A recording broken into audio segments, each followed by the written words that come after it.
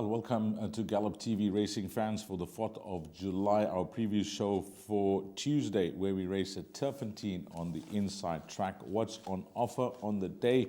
Well, there are 8 races carded, and the first will begin at 12:40, of course, with 8 races. That does kick off the bipod. Let's get straight into it. Welcome Alistair Cohen for the show, as per always. Alistair, how's things? How's everything? Your neck of the woods, now that you're back home up in Gauteng? Well, still busy, Dean. There was Fairview on Monday. I'm calling this card on Tuesday. But look, obviously the way things ended on Saturday were pretty bitter. But I thought throughout Saturday that was the best July that I've been to. So credit to all involved. It just obviously ended on a pretty sour note. But be that as it may, let's look at the positives. Unbelievable race that it was. Winchester Mansion beating See It Again in that type of style, head for head over the final 200 meters, well clear of the third place horse. The grandstand race produced a grandstand finish, and I just hope that so many people have the 6th of July 2024 circled in their diaries to come back. And to be fair, I think the end of the month, I think the 30th of July could end up being the race meeting of the season anywhere in the country. That's shaping up to be an absolute ripper. Yeah, I'd just like to say from my side, a giant has entered the ring when it comes to the sponsorship of the greatest race on the continent, and it's Hollywoodbets.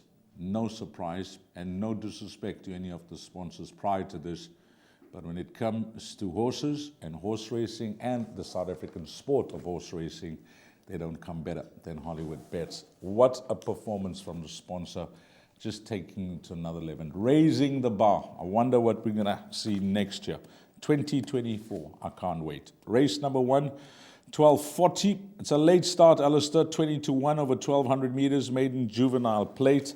And as always, let's see how the betting market has them. The horses in single figures. Number 1 is at 4-1, 2 at 8-1, 3 at 28-10, 5 at 28-10, and 7 at 15-10. It is the start of the bipod. We got an unknown here that is a joint favorite, second favorite, should I say. That's Mike de Cox, runner number 5. How many horses in the bipod, Alistair? Oh, we're going to need a few. The place accumulates is my suggested bet. Let me just start by saying, and I don't want to put anybody off, let me just start by saying that I much prefer the Thursday card than this Tuesday card, which is why I've sent through a very opaque place accumulation. The interesting runner, obviously this first time, and 5 Green Garnet, who I remember well at the sales. He was a lovely son to give me the green light, and I think some were quite surprised that he only went for 1.1 million rand. That's a lot of money. You'll need to do lots in his career to recoup that sale price. But the point is, he was a lovely son to give me the green light. They got knocked down to Michael de Kock and runs in the colours of Rachel Oppenheimer. Atandiwe and Goodwa takes the ride. I don't think it's a terrible maiden by any stretch of the imagination. Thing Called Love ran a fair debut behind Red Bomber. Red Bomber's come out and franked that form. There were a few in behind as well who have come out and done nicely out of that race. So I think from gate 1 with the sex allowance, number 7, Thing Called Love, would be where I'd be aiming. And then number 1, Ampersand. I actually don't think that last one was all that bad, finishing 4 3/4 lengths behind William Ironarm, who's come out and won again. Meet the Logans, who ran second in that maiden, has come out and won. Fine, he was disappointing a week ago. But I think coming back to a sprint, number 1, Ampersand will have a chance, because the last time he was over this type of distance, he ran 4 lengths behind the 1 Sandringham Summit, who's now a Grade 2 winner. So of the race runners, 7 and 1, but watch the market at number 5, Green Garnet. I don't think it's an open and shut case, but that is pretty much the theme throughout the card. Just enlighten us here, Alistair, because, not to my memory, I'm glad you mentioned Rachel Oppenheimer. Have these colours been seen before, or will this be the first time? Not often, these. She was associated with a horse, a very well-bred horse, who started its career with Mike de Kock as well, ended up with Alan Freer. Won a few races. The name escapes me. Well, wasn't a superstar by any stretch of the imagination, but probably been on 3 or 4 horses in the past. Yeah, not the first time these colours up. They're nice, unique colours that have been put together. Obviously, the sash, you would know where that comes from. But black, green, and pink, I think, is a nice combination. But to answer your question, not the first time, but there haven't been many. 1 and 7, and keep an eye on number 5. That is the Green Garnet. That is the first timer from the Mike de Kock stable. Place accumulated time, race number 2, 13:15. This is over 1,200 meters, and it's a maiden juvenile plate for fillies. And how they betting? Well, number 1, 7-1, 2 at 22-10. Then we move along to number 4 at 5-2, 5 at 6-1, and number 8, Wonder I Do at 5-2. Any word on any of these first timers, or are we just going in blind like the first?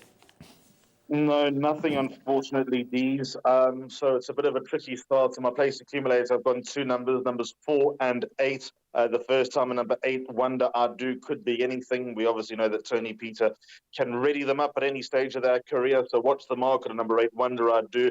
I don't know whether it's a concern or whether I'm reading too much into it that there's money for one horse on the day from Tony Peter's yard, but that's only in race 5. So this first timer, at the time of recording, has found nothing. Number 4, Gotcha Buzz. I don't know what to make of the strength of that form behind Damo Star, but still, she looked like she acquitted herself quite nicely on debut, and I think there'll be scope to improve. Got the worst of the draws, but does have natural gate speed. So I think that natural improvement will carry her a long way and at least get her into the first 3.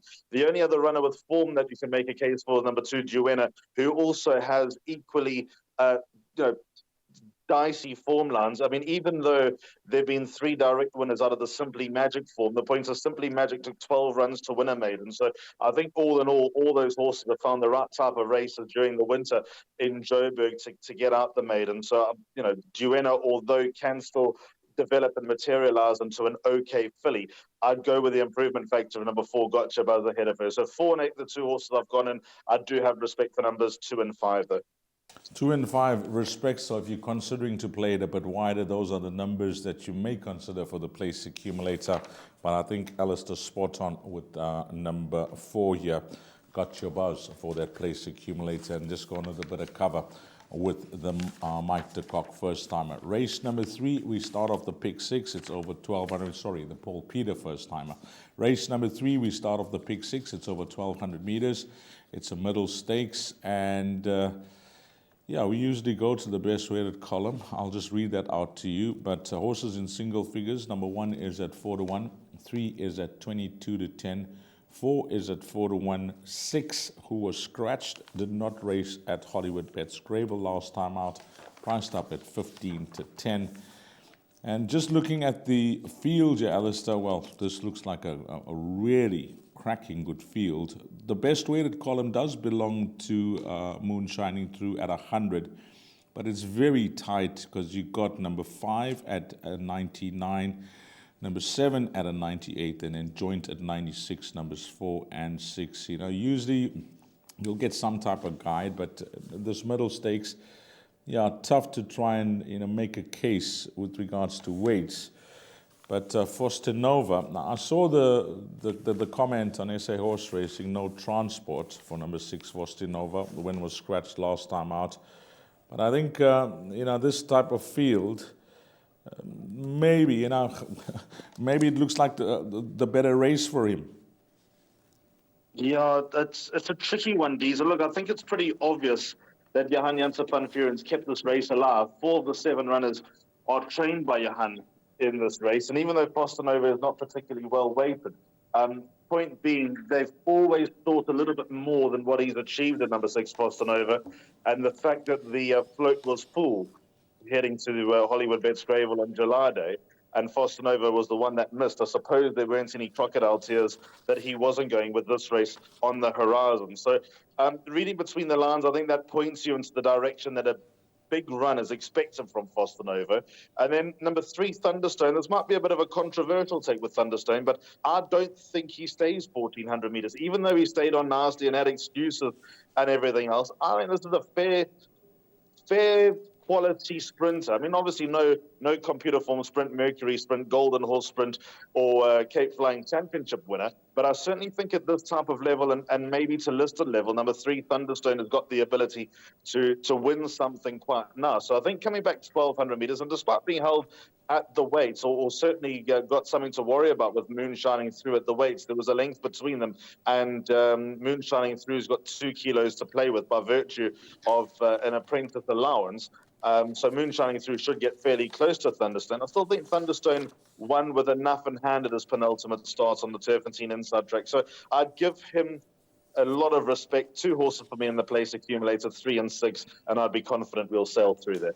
Yeah, I like those. I like that. I like that a lot. Those are the 2 horses that I like. And if you want a form update for number 2, Constable, just check your card scratchings on the day. Did race on Sunday, finished 6, 3 lengths behind Flower Bomb. 3 and 6 for Alistair, race number 3 in the place accumulator. And I think maybe you can even get away with it in the pick 6 with those 2 horses that possibly set the standard in race number 3. The 4th race is a maiden plate for fillies and mares. It's over 1,800 meters. And this is the way they're betting. Number 1 is at 5 to 1. 2 at 28 to 10. 3 at 6 to 1. And then we got a 12 to 10 shot here in number 10, Silver Hunt, the 2-year-old filly, going 1,800 meters, a distance that you should appreciate, but carrying 55 kgs. What's the weight for age allowance this time of the year over this trip? 10.5 kgs.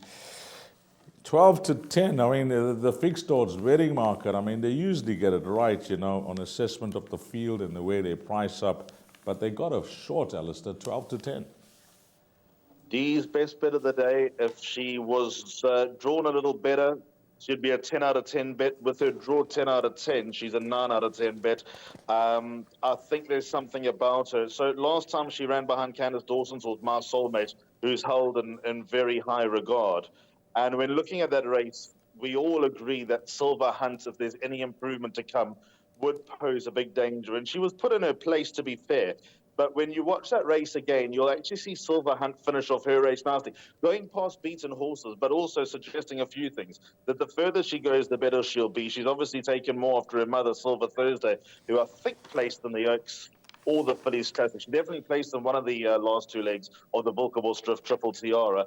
And the way that she stayed on last time, I'd suggest that she's found the right opening here to win. The pace will need to be of a fair quality for her to probably slot in from the deep draw. I can't see them going a record-breaking speed, but I still think that there'll be enough ability and enough improvement to come from number 10, Silver Hunt, to safely have that measure. So I've banked her in the place accumulator. I'll banker her in the bipod as well. When a horse like Antananarivo is banging at the door and ready to win, and she will win soon, but when she's a second favourite, then you know that this is a good opportunity for the improver, number 10, Silver Hunt. So very close to a good thing. 9 out of 10 bet, best bet on the card. Well, all Alistair is saying is that she is going to be better than a 72 in this type of field, over 1,800 meters, and we'll see how she goes here. Number 10, going over this distance, like the talk, I like the confidence. 12 to 10 the price. Maybe this is where you want to start off some doubles on the day if you fancy anything to come. A lot of confidence coming through from Alistair with number 10, Silver Hunt.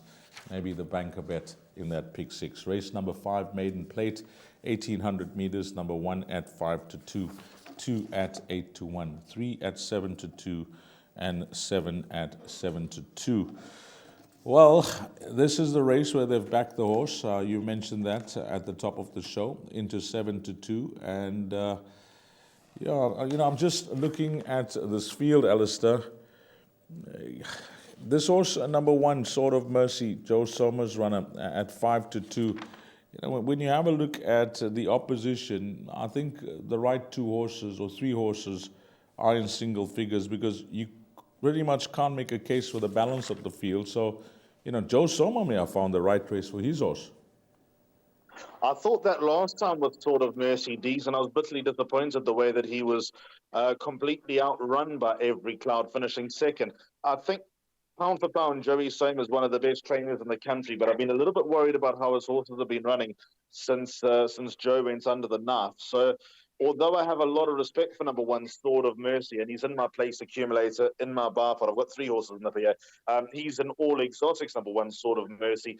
I'm a little bit shy with his chances. Although I can see him winning, I think that he might have a few vulnerabilities. But when you look at the horses that might have his number, I don't have number 3, You're My Sunshine, in the play, but we know obviously that the capabilities of Tony Peter from first run from a different yard knows no bounds. And I suppose he's got the right type of profile and pedigree to step up with going 1,800 meters for the first time. 7 Impersonation, I don't know why I've got her in. She was beaten by 100 to 1 shot last time on the Hollywoodbets Greyville Polly. That was very hard to watch, and there was absolutely nothing that could be done when What's Up Buttercup got her number. Leo Alado's been crying out for the distance as well, and I think the front line, the horse that beat him last time, has got something about him. So Leo Alado also runs like this trip will be no problem. There's a horse here at a big price, so show vast improvement, D's, and I'll put him into the pick 6. He's not in my place accumulator, but I think number 11, Imvalelo, is worth another chance or two going this distance. Out of Orchid Island, so related to Illa de Vittoria and that entire family, and he's had legitimate excuses in his 2 runs to date. Without those excuses, he doesn't trouble the judge. He doesn't get much nearer, but I always got the impression after looking at him as a horse first time out that when he goes a trip, he'll actually be an okay racehorse. So this will be a test for number 11, Imvalelo. I wouldn't quite describe it as sink or swim, but I'm expecting big improvement. And I think for Trifecta and Quartet, he's going to be the money maker. So in a race that I'm having troubles with, 1, 7, and 9 in my place accumulator. Respect for the money on number 3, You're My Sunshine. But number 11, Imvalelo, I think has got a good shot of running into the first 4. 2-year-old with there. That's number 7, Mohave Man. Know the Dam, Mohave Princess, and of course, bred by Anderson Park and racing in the colors of Hassan Adams. I see the blinkers are on this time round. That wasn't the worst of run when stepped up in distance last time out. So if you include a nice roughie there in 11, and maybe consider number 10, I think you'll just need to try and narrow it down to 5 horses there with those 2-year-olds at the bottom, 10 and 11, and then numbers 1, 3, and 7. I think you'll get through with those numbers for the pick 6, but Alistair taking no chances. Yeah, he's going 1, 7, and was it 9, Alistair? 1, 7, and 9, yeah. Yeah, 1, 7, and 9. So, on to race number 6, 1,800 meters, fillies and mares, 75 handicap. Yeah, number 1 is at 4 to 1, and number 3 is at 9 to 2, 4 at 28 to 10, 8 at 7 to 1, 7 at 5 to 2, and then we got number 8 at 33 to 10. We got some form updates for you, and of course you're going to have a look at the card scratchings in the day and see if these horses hold their place. Summerland number 2, well, another shocking run, 9.24 lengths back behind the Impresana. And 8 Gilded Grey, well, that raced on Sunday. It wasn't the worst of runs, finishing 3rd, beaten 3.5 lengths by Free Movement, and that's got Samanga Kamalo plus a half a kg. The betting says that it could be a race where, you could get some type of results because there's 1, 2, 3, 4, 5, 6 of the 8 runners are in single figures, and numbers 2, which is going to be the biggest outsider in the field, and number 5, I think, will be the second biggest outsider in the field. With those horses tight, if you eliminate numbers 2 and 5, where do you go here? Is it number 1 or number 7 for you in the PA? I think those 2 runners look place accumulator plays. I've gone both. I know how you operate these. I know that you don't look at the selections that are sent or spend much time, but it's funny how we've landed up on the same 2 horses here. I'll be going with number 7, Call the Wind, as my top choice, because I think last time over 1450, the race was all over when she barely got into full stride, to be honest. So with a further rating drop, I think that she could be in the right place to do something. Obviously, Maboneng franked that form on Sunday with a win that she got away with from a deep draw. She obviously controlled matters, got away at the top of the straight. But the point is, obviously, now there have been 2 winners from that form with Gregor McGregor and Maboneng. So number 7, Call the Wind, would be my first choice of a lightweight, nice draw, weak racer, probably the right spot. At number 1, Quiet Rebellion, I'm going to describe her as an underachiever. Diego de Gavea takes her out for Stuart Pettigrew. This is a big drop in class from what she's been racing in of late. She's got form to the likes of Ipso Facto, Red Maple, Southern Song, horses that are rated in the mid-80s and higher. So, and also none other obviously won the Wilkebostra of South African Oaks and also the Track and Ball Oaks at Hollywoodbets Scottsville a little less than a month ago. So I think number 1, Quiet Rebellion's got the right form lines and kept the right company to be at the right level now to strike. It's nearly a case of now or never with number 1, Quiet Rebellion. And then just number 7, Call the Wind's been a horse that I've been following for a while. So I'm going to back her up there. That's it, race number 6. On to the 7th race. Well, it's a high division handicap. It's a merit-rated 100. It's over 2,000 meters. And this is the way they're betting. Number 1, Electric Gold at 22-10. Yeah, finally, this horse, number 3, Raffles, got that second career win. That's at 9-2, which came last time out. Good win as well. Number 4, Susan at 33-10. 5, Spin Doctor at 11-2. And then we got number 6, which is Millahue at 9-2. And there's a form update for number 7, Ben Sue. If you watch racing on the 29th of June, that ran a decent second behind Stratospheric, was only beaten 2 lengths. Numbers 8 and 9 are both out here. That is the latest on the SA horse racing site. Now, this race, you got horses that are in cracking good form, Alistair.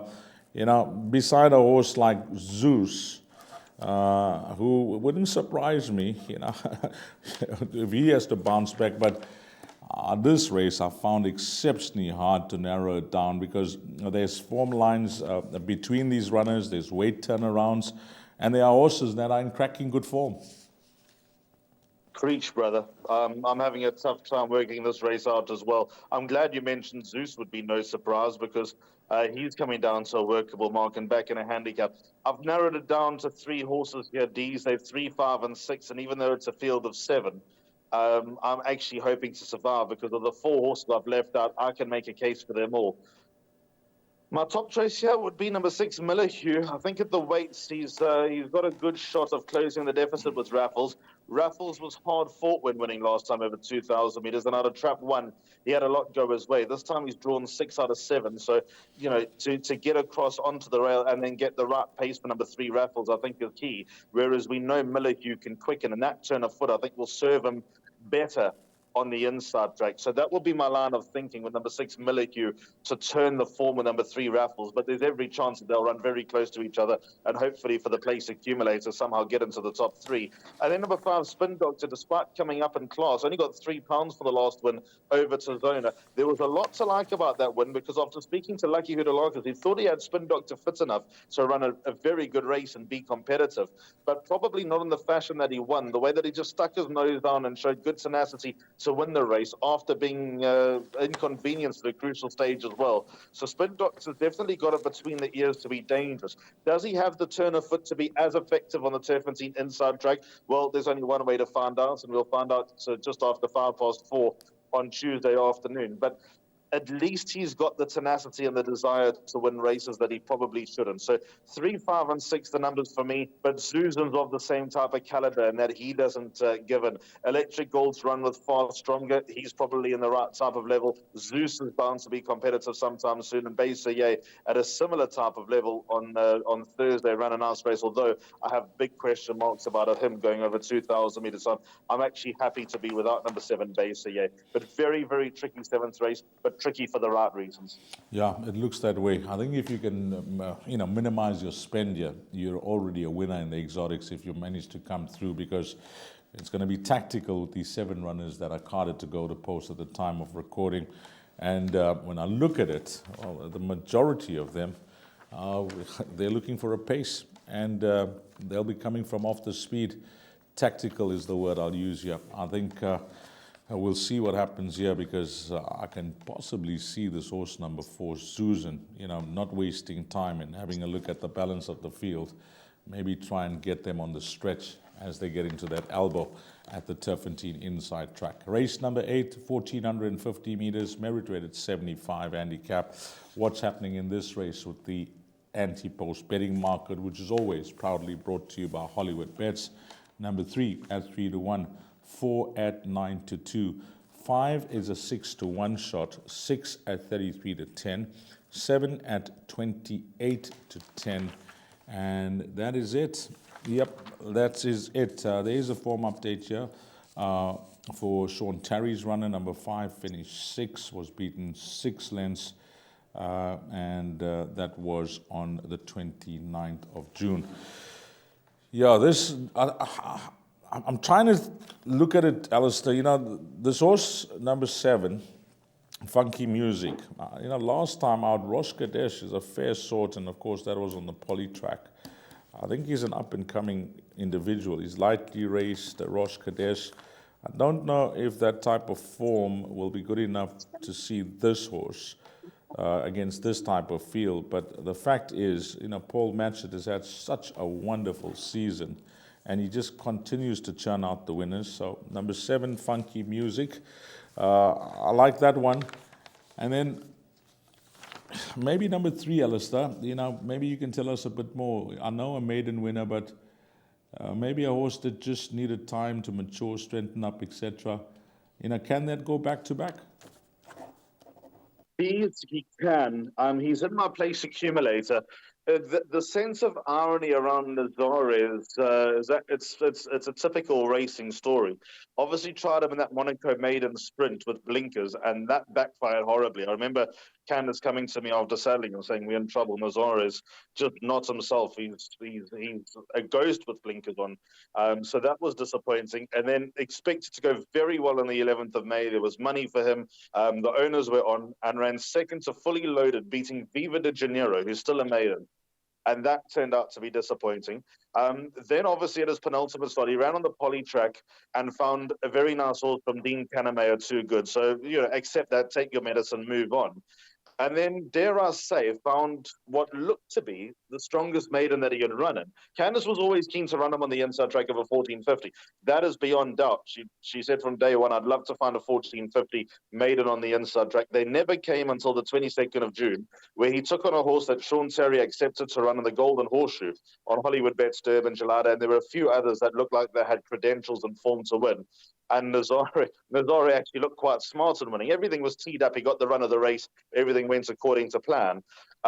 So, you know, back over the same course and distance, there's every chance that he can back it up. But my first choice here is number 6, After Hours, who's been restricted to running at the Vaal of late.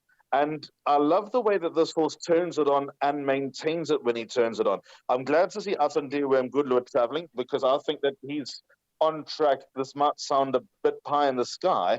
I think he's on track to finish in the top 5 next season. If he were to travel to PE once a week, or find a yard, it doesn't have to be a big yard, or find a yard that gives him about 20 to 30 winners in the season next season, with Gareth Van Zyl behind him, Atandiwe Mgudlu is going to have a noticeably good season next season if he doesn't have any injuries. St. John Gray is going to give him the opening that he needs to be more apparent on the half-hours. And number 6, After Hours, could be the horse to do it. He's had 2 wins on the inside track from 7 starts, but his recent form, he's in good heart. And after chatting to Ryan Munger and Samango Kamalo, the last 2 jockeys have won on him, they both reported that he's got a good turn of foot, which obviously is the biggest attribute to have on the inside track, but he's able to maintain that. So I think if number 6, After Hours, ends up with the right run, he could be the horse they all need to beat. Funny enough, my third choice is the horse that you like, number 7, Funky Music, having his 3rd run after rest, peak run in form yard, beaten by a progressive horse last time out in the Hollywoodbets Greyville poly track. So I have a lot of time for number 7, Funky Music. In fact, I think they'll run 1, 2, 3, but I'll go 6, 3, and 7 as my numbers in the finale.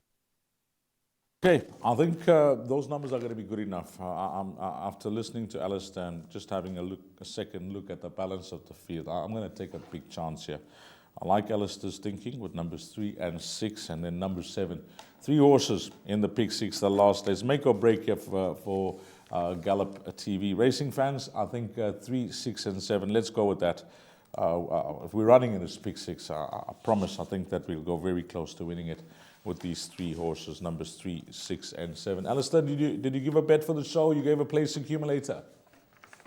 Yep, 1:15 is off time for the place accumulator at Turffontein on Tuesday. So 4 and 8 in the first leg. Those are Gotcha Buzz and Wonder I Do. By 3 and 6 in the second leg. So gone with the Thunderstone and Foster Novo. By Banker 10, Better the Day, Silver Hunt at 12 to 10.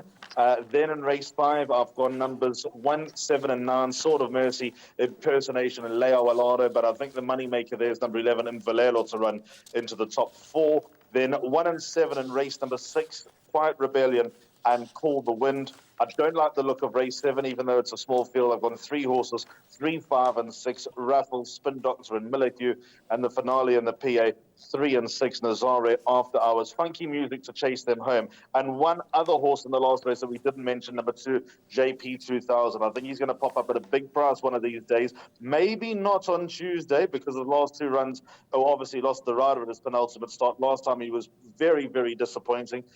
But don't lose the faith in number 2, JP 2000. I think before the grass goes green, he'll pop up at a big price.